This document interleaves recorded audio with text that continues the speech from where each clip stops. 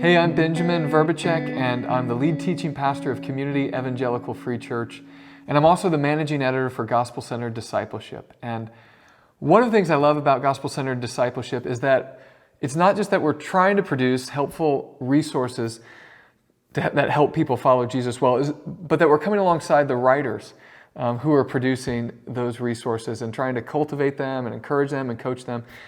So to that end, we've started a new monthly feature where I'm going to get in front of a camera and I'm going to take one paragraph from one article that was published last month on our website and just talk about what's going on in that paragraph that's so effective from a writing standpoint. And then how do we get that writing or writerly goodness into our own prose? And so the theme I want to talk about this month is this: good writing leverages the power of allusion. Good writing leverages the power of allusion. And so we'll talk more about what that means, but I want to go straight to the paragraph here right out of the gate.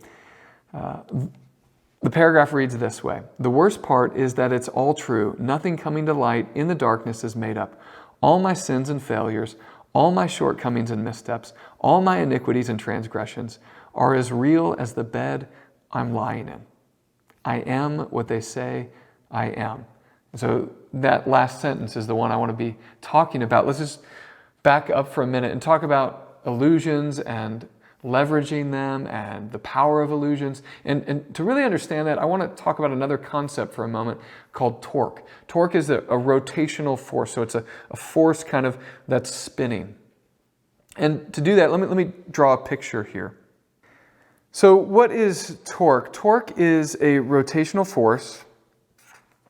Not that it matters that much, but the equation is torque equals force times lever arm or radius. So force and radius equals torque, but that not very helpful perhaps. But I'll draw this picture to make it hopefully far more intelligible to you. So think about it like a door. And so you have a door. Over here you have hinges, all right? So if that's a door and you're going to open a door that you push open and you're going to put a force on it. Now, let's say the force is the same in each case. Same amount of force. Where is it easiest to open the door? Obviously, it's not here by the hinges. The most force, actually it's the same amount of force, but the most torque, the rotational force, comes when you're pushing not here but over here. So that's the idea of torque. Now, what does that picture have to do with anything? Well, what I'm trying to say is words have a rotational force. They have a torque. So a word by itself has kind of a small rotational force. A phrase has something larger. A sentence even larger. A paragraph larger. A section of a chapter, something larger, a whole chapter, a book. All of a sudden, you've got quite a large rotational force because you've got this long lever arm or a radius. And what an allusion does is, even though it's just a word or perhaps a phrase, and it's short, kind of lever arm by itself, it links into something much larger. And so even though you're just using a short phrase, you're actually coming with this huge amount of rotational force on the reader. You're affecting the reader with just a few words with something much larger. Another example of this, even though it's not necessarily a literary one, would be the LGBTQ movement, where just over a few years, a whole lot has changed. And one of the reasons I think people have pointed out the change happened so rapidly is because the LGBTQ movement and its support base linked into, saw itself as an heir of the civil rights movement and the support base for the civil rights movement. And so with kind of, whether it's small or large, the support base, whatever it is that it was, by linking into that, it's leveraged. And it's coming with a lot more force and a lot changed more quickly. There's a lot more torque, so to speak. And so let's go back and look at this paragraph one more time. So I'll move to the top here just for a second and say, so our Gospel-Centered Discipleship website, the article is In the Darkness, Jesus is My Light, written by David McLemore, Monday, May 10th, published on our website. Again, here's what he writes. He's talking about our sins and our grief over our sins and how when they're kind of put in front of us, how difficult that is. The worst part is that it's all true. Nothing coming to light in the darkness is made up. All my sins and failures, all my shortcomings and missteps, all my iniquities and transgressions are as real as the bed I'm lying in. I am what they say I am. And you can see, I'll just highlight it here at the bottom, I'm a wretch. Another allusion to the famous hymn, Amazing Grace. But this is an allusion to a popular song from Hillsong right now. It's only 7 words, but it's a powerful allusion because it's this Hillsong song, Who You Say I Am. I'll just play a few seconds of it here for us.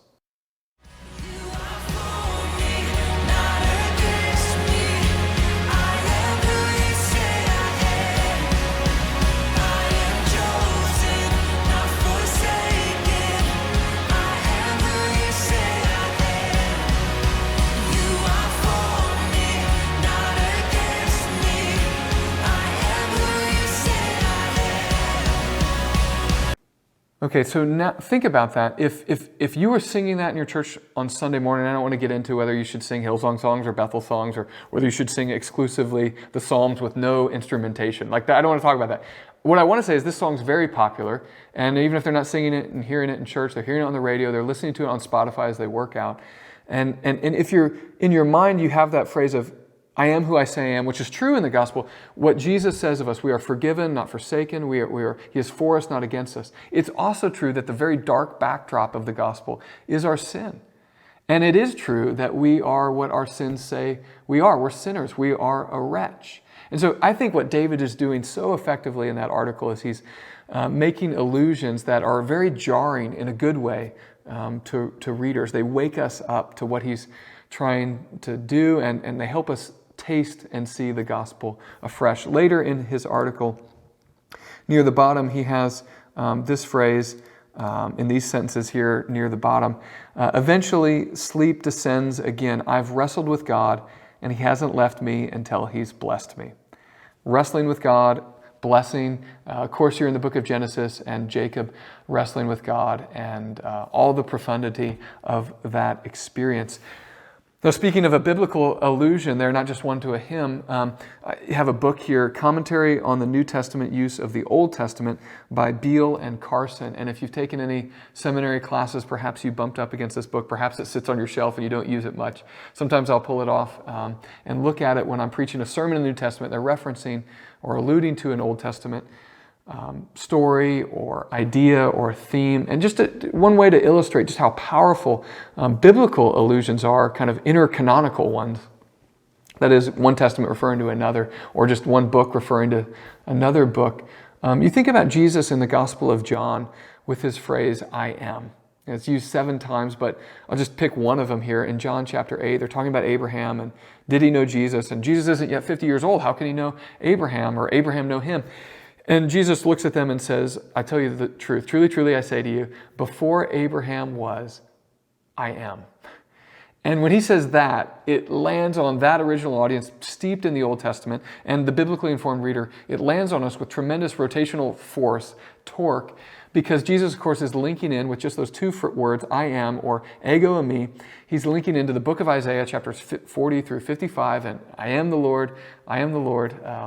But of course, those are linking in with the story of Exodus and Moses. And who do we say sent us? When Pharaoh asks, who do we say?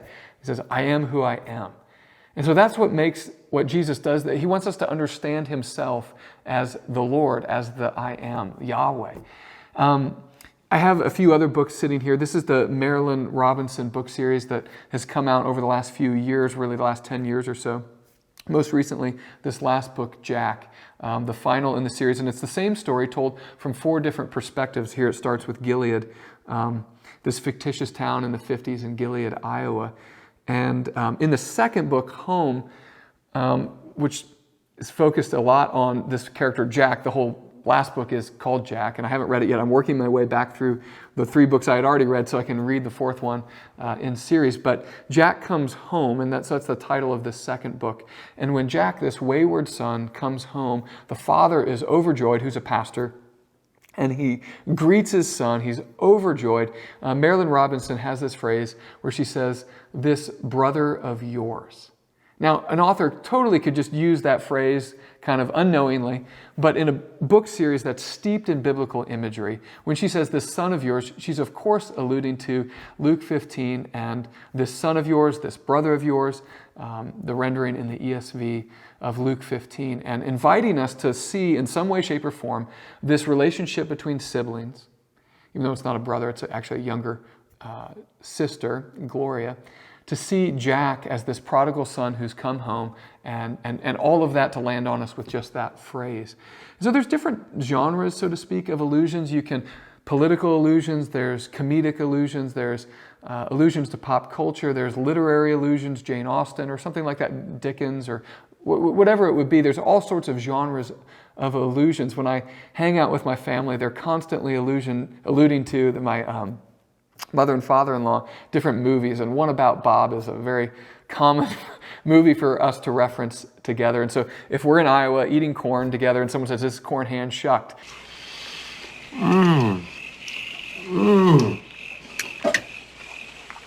Faye, this is so scrumptious. Is this hand shucked? Mm-hmm. Would you like some more chicken, Bob? And we all start laughing. It's not very funny by itself, but it's a very funny joke among us because we're referencing the movie. And this brings up something I want to say about allusions. You really have to know your audience, because if you're simply making an inside joke, in this case, if someone doesn't know the movie, What About Bob? It's not funny at all. It's actually not even, it's very strange. And so you want to make an allusion that your audience can understand and actually link into so that it gets leverage, so that it has that rotational force you want. And you want to choose an allusion that even if they don't get it, they don't feel lost or confused. And Disney movies are great at this. You see this, oftentimes the humor is working at the level of children. I think of Big Hero 6.